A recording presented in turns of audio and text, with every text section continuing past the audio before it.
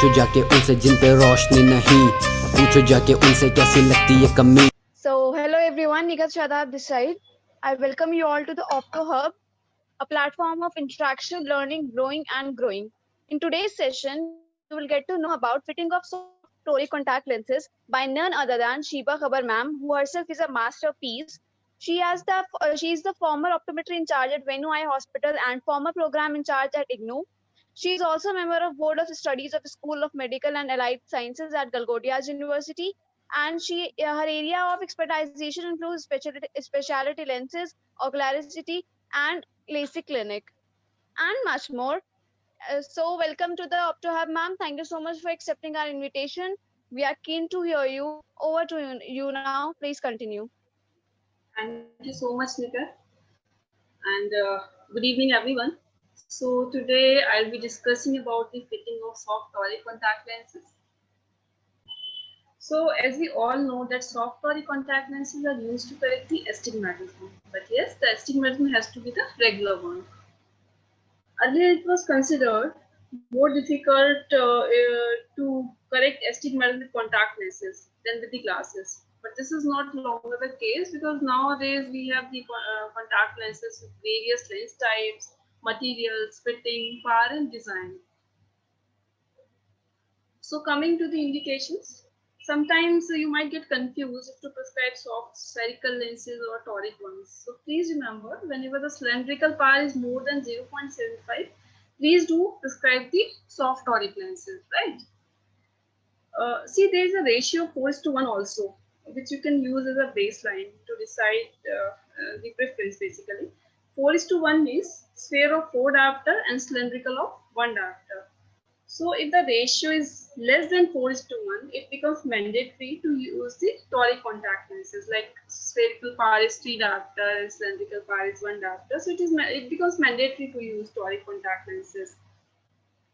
If it is more than 4:1, you can use spherical lenses also, but it is just the baseline. It is not mandatory that you have to use spherical lenses. You can use toric lenses in that case also. As I said, astigmatism more than 0.75, we should prescribe the soft toric lenses. And whenever the patient's visual acuity is not satisfactory with the spherical lenses, see, as I said, 4:1 is again a baseline. Patient might not get clear vision with the spherical lenses. Again, you have to opt for the toric lenses. And there are certain professions also where sharp vision is demanded, like pilot and shooter. So one should dispense soft toric lenses there also.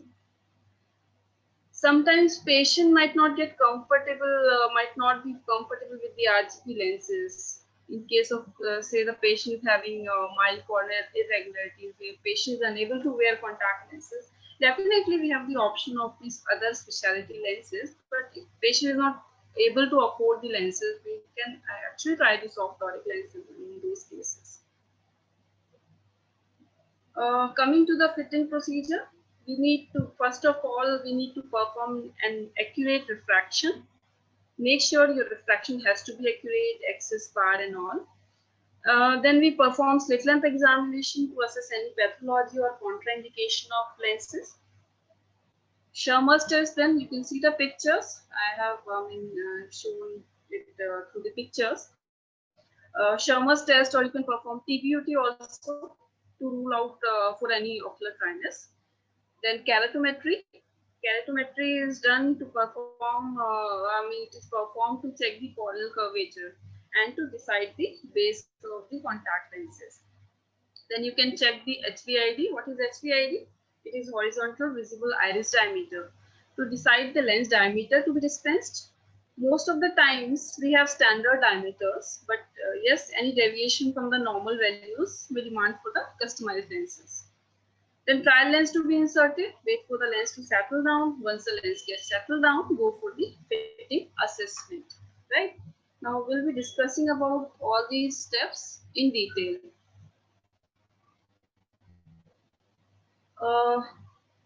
So keratometry. For the base curve selection, keratometry to be performed to find out the corneal curvature in the two meridia. If any abnormalities are there in the findings, then we should definitely recommend the patient for the further investigations like topography or pentacam. But since we are talking about the regular corneas, for the base curve fit flatter than the flat K reading. For that, add 0.8 millimeter to the flat K reading. Here you can see the example also. Uh, the K readings are 7.70 and 7.50. Which one is the flatter one? 7.7. So the larger reading in millimeter is flatter and the smaller reading in diopter is flatter. So 7.70 is flatter one. So we'll add 0.8 mm to 7.70. So base curve would be 8.5 millimeters. You can remember this base curve is for your initial trial lens. Final base curve is to be decided once we assess our contact lens fitting, right? For power calculation, we need to convert the refraction findings into minus cylindrical form. Always convert the refraction findings into minus cylindrical form. So you need to transpose it. Spherical equivalent is not needed since we are fitting toric lenses. We have a separate chart for vertex distance compensation for toric lenses. If you do not have that, you can calculate it manually also. So you can see that this is a chart. Here we have spherical values and here we have cylindrical values. Wherever these values meet, like 4 with 1 cylindrical, you can see the power here. So if you do not have the chart, you can calculate it manually also by making optical cross. So this is the example where the refraction finding is -5 with -1.25 at 180 degrees. So when you'll make a cross, 5 would act in both the meridian and 1.25 would act at the opposite meridian at 90 degrees. So here would be 5 -5 and here would be -6.25. Then you can either use a vertex distance compensation chart or you can use the formula also, like which is dot vertex bar upon 1 minus d into dot vertex bar. So any one of these you can use. And when you calculate the contact lens bar in the 2 meridian, you'll find it will be -5.75 here and 4.75 here. So the final contact lens bar would be -4.75 and the difference of these would be -1 at 180 degrees. As of now 180 degrees, but we'll finalize the axis according to the rotation. We'll be discussing it in the upcoming slides. Coming to the trial lens selection. For trial lens selection, we should select our trial lens axis as close as our patient's refraction axis. Always remember, this is very important. Power is not very important. Power of your refraction and the power of your trial lens might be mismatching, but the axis should be within the limit of plus minus 30 degrees, right? Always remember. Difference of our trial lens axis and the patient's refraction axis should not exceed plus minus 30 degrees. So suppose if it is 180 degrees in refraction, you may use 170 degrees, you may use 160, 150. On the other side, 10 degrees, 20 degrees, 30 degrees, not beyond that. And most of the time, over refraction is not required because the power and axis might not be matching. But yes, if your axis is matching, you can perform over refraction also and assess the visual acuity and the final prescription. Coming to the fitting evaluation is most important part of soft toric lens fitting, where we need to look for the full corneal coverage, centration, the movement, comfort, and stable vision. We'll be discussing about these also in the upcoming slides. Okay. The lens should be well centered on the cornea to provide clear vision. You can see this picture. The lens is well centered on the cornea. The penetration has to be good. It should not be decentered. And here you can see the coverage. It should cover the entire cornea 360 degrees. It should cover minimum 1 millimeter of beyond the limbus. That is why we add 2 millimeter to the HVID findings or to calculate the total contact lens diameter. So coverage should be 360 degrees and lens should be well centered on the cornea. Movement, ideal movement post blink would be around 0.5 to 1 millimeter. It is almost same as they are using in spherical lenses. Now this is the most important part. Basically, here comes the most important part. When we fit contact lenses, they do rotate on the cornea. But here we are fitting toric lenses. Imagine a lens we have prescribed at 180 degrees axis, suppose, but it rotates during the day at 40 degrees. Then what would happen to the vision? We all can imagine this. So the question here arises is, how can we stop the rotation? Right? So for that we have various stabilization techniques or methods. They are basically broadly classified into prism ballast and non-prism ballast. Let's discuss this in details. Prism ballast technique. So in prism ballast technique, a base down prism of 1 to 1.5 prism diameter is induced basically. That remains under the influence of the lower layer. It works on the principle of watermelon seed phenomena principle. The problem with this design is that the reduced oxygen transmissivity, because we are inducing, see this portion, this is thicker, we are inducing base down prism. So this portion is becoming thicker, so the oxygen transmissibility through this thicker portion would be reduced. And the thicker portion sometimes becomes a source of discomfort to the patient. अब thick portion है जो lower lid में आ रही है, तो definitely उसमें थोड़ा सा discomfort patient को हो सकता है, right? Now coming to the non-prism ballast designs. So non-prism ballast designs work well in patients with tight lids or narrow fissures. They are good for the patients who are more into sports activities, dancer, etc. In non-prism ballast designs also, we have different designs such as periballast. This picture is of, you can see my cursor, right? So this is periballast. This is dynamic stabilization or double slab off, and this is accelerated stabilization design. And we used to have truncation also in the past, where the lower portion of the contact lens used to be truncated, but it was a source of discomfort which is being used nowadays. So coming to the designs which are being used these days. So in periballast, this is a periballast. So to create the effect of base down prism, the upper portion of the contact lens is slabbed off. So basically, we previously we were adding something. I mean, the thickness is being induced to create the effect of base down prism. But in periballast, we are not adding up anything. We are not increasing the thickness at the bottom. What we are doing, we are reducing the thickness at the superior portion. So again, what is happening? If an effect of base down prism is created, we are slabbing off the superior portion, and again a base down prism effect is being created, right? So the problem which we were having, the issue of reduced oxygen transmissibility in prism ballast. So this issue is being resolved in non. Now coming to the dynamic stabilization. In dynamic stabilization, the superior and the inferior portion of the contact lens is slabbed off. That remain under the influence of the upper and the lower eyelids. So these portions, the upper, superior, and the inferior, they are being slabbed off. So they remain under the influence of the upper and the lower eyelid respectively. This is again a very good design. And third, we are having accelerated stabilization design. Here we are having 4 zones of added thickness. See, we are having 4 zones, 1, 2, 3, 4 zones of added thickness, but they remain outside the eyelids, right?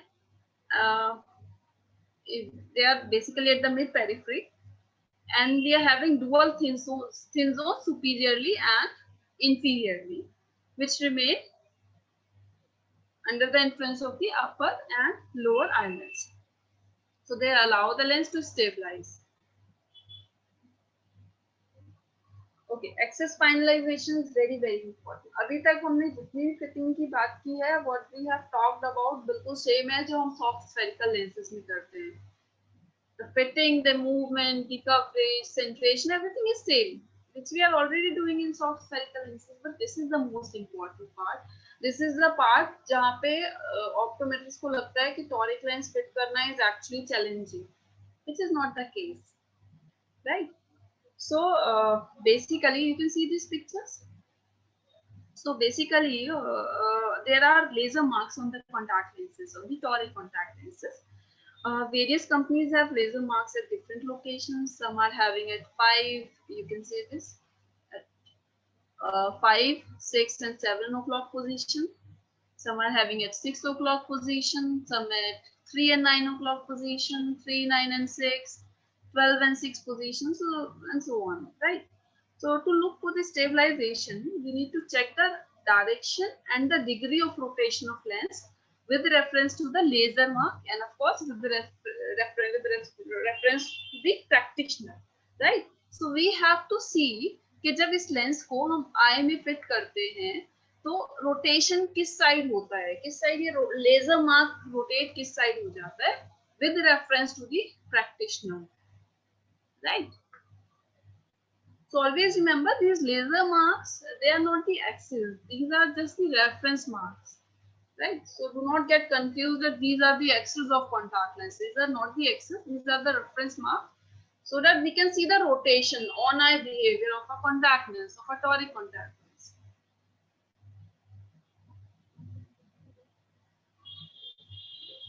Okay, so you can see here the picture, this picture. This lens is having 3 marks at 5, 5, 6 and 7 o'clock position. You can see the clock. Every hour represents 30 degree and every minute represents around 5 to 6 degrees, right? So suppose if this mark is rotating from 5 to 6 degrees, that's a rotation of 30 degrees.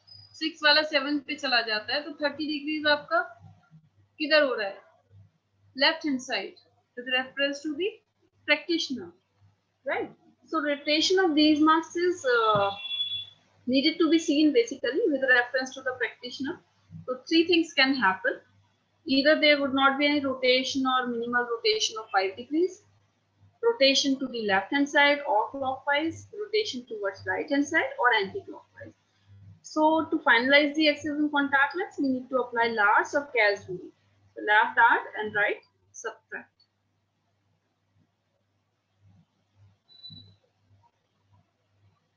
Okay, to check the rotation, we can make narrow slit on the slit lamp.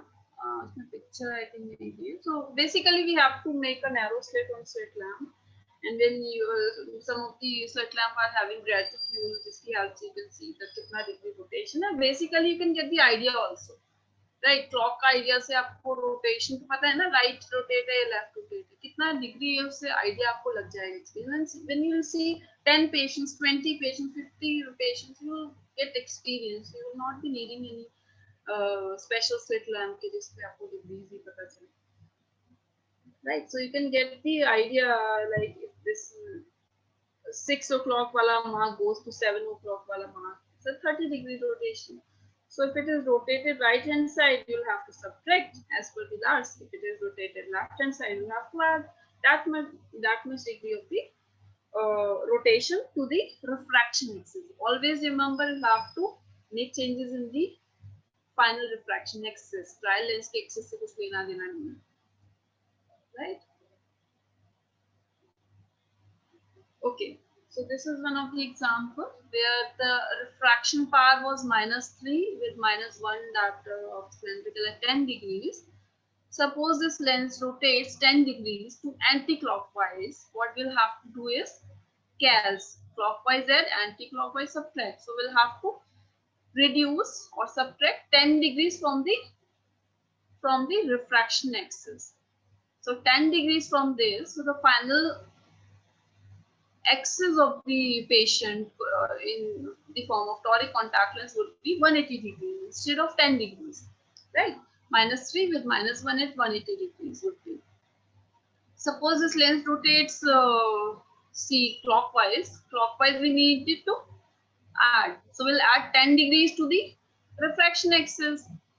It would be 20 degrees. -3 with -1 at 20 degrees. Another example,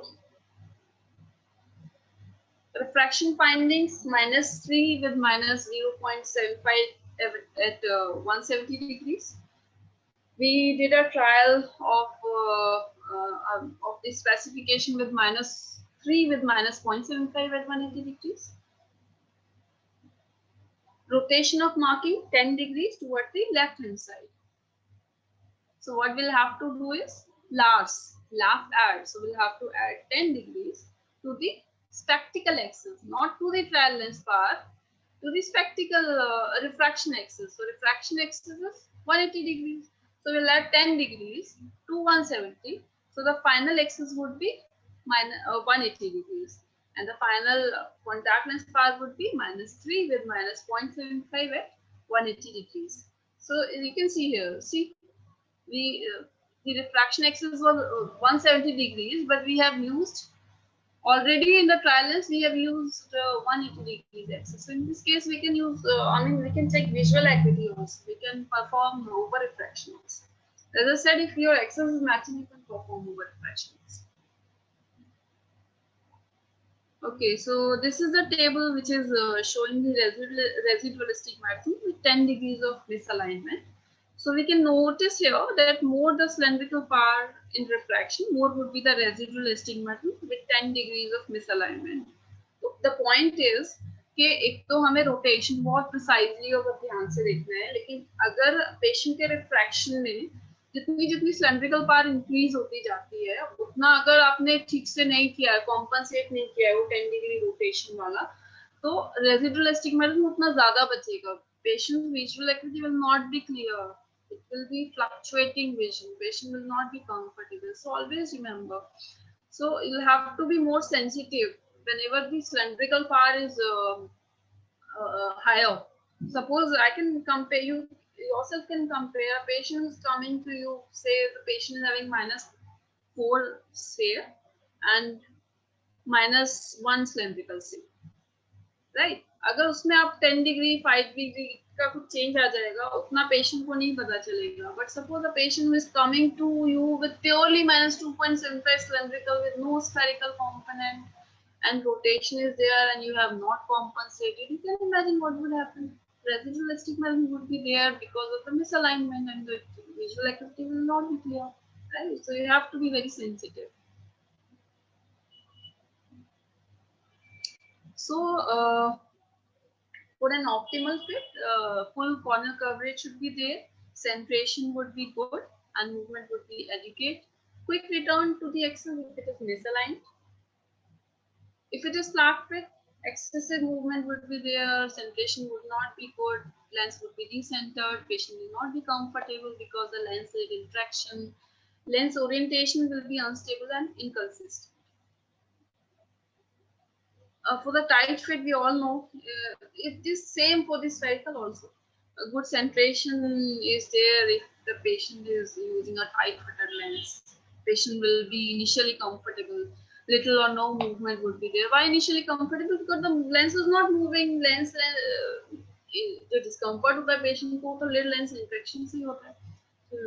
Little and no movement would be there. And slow return to the axis if it is misaligned, or maybe no rotation would be there in case of tight fitted lens.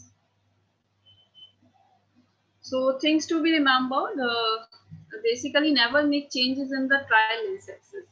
As I said, whatever changes you are making, you have to make in the refraction axis. Then see, dispense same axis. We should ideally dispense the same design which we are using in the trial lens. Suppose a Prism Bellaz design or a particular brand may show a rotation of 20 degrees, while the other design or the brand with the same specification might not show any rotation at all. आपने एक लगाया Prism Bellaz design, एक company का लगा दिया है, उसमें हो सकता है आपको 20 डिग्री रोटेशन दिखे, लेकिन आपने ब्रांड चेंज कर दी, डिजाइन चेंज कर दिया, उसमें हो सकता है रोटेशन ही ना दिखे, बट आपने 20 डिग्रीज के अकॉर्डिंग कॉम्पनसेट कर दिया है, तो क्या होगा? What will happen? Patient will have deteriorate. Basically, patient will not be clear. Patient will not be comfortable. He will or she come back to you कि आपने क्या lens दी है, वो rotation तब दिखेगा. So always remember, choose the same or dispense the same design. right? Which you're using in the trial lens.